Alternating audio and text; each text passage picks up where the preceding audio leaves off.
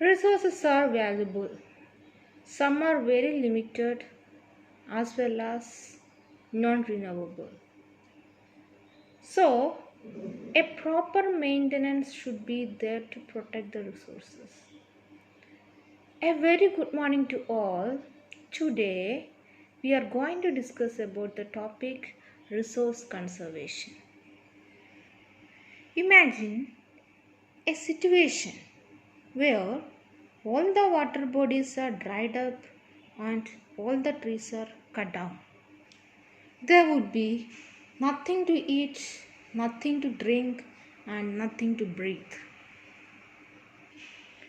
In order to avoid this situation, what we have to do, we have to use the resources very carefully and we have to give time for them to renew. This concept is called resource conservation. Let us discuss the concept resource conservation. Using resources very carefully and giving time for them to get renewed is called resource conservation. Balancing the use of resources is one of the best methods to conserve resources.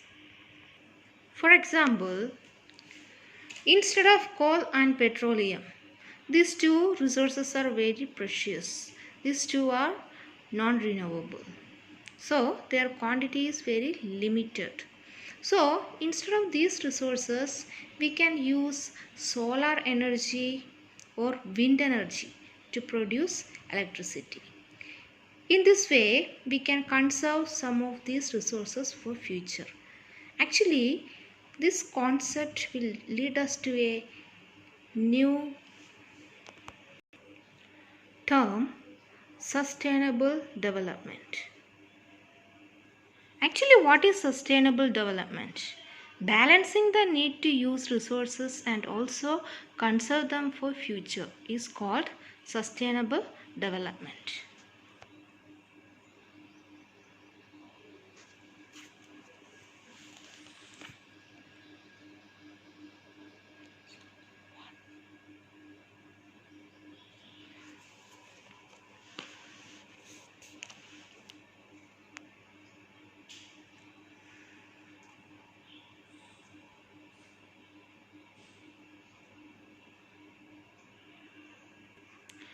What is the major step for sustainable development? The best method is to follow 3 R's: reduce, recycle, and reuse. That means we have to reduce the usage of some of the non-renewable resources like coal, petroleum, other minerals like iron ore, bauxite, manganese. Then what we have to do next? We have to recycle the resources. We can recycle some of the materials like paper and plastic. Then again we can use the same thing. Here some of the principles are there which are considered as the major steps of sustainable development. The first point, respect and care for all life forms of the earth. The next one, improve the quality of human life. Third one, minimize the depletion of natural resource. Fourth one, enable communities to care for their environment. The first step indicate we have to care all life form, because in the nature, in the environment, one cannot exist without other.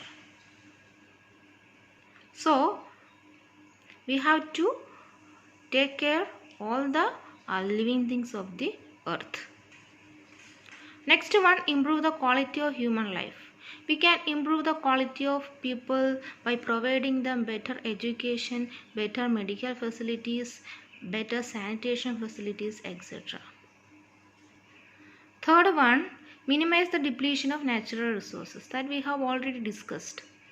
We have to minimize the depletion of natural resources, especially non-renewable resources, because our future generation will be suffering resource scarcity if we are not using these resources very carefully. The last point, enable the communities to take care of their environment.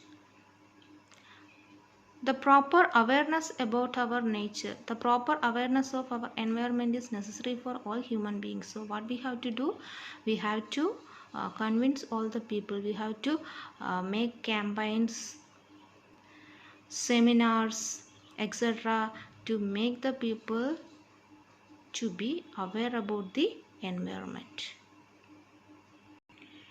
Okay children, we can go to the end of this video. In this lesson, what are the things we have discussed?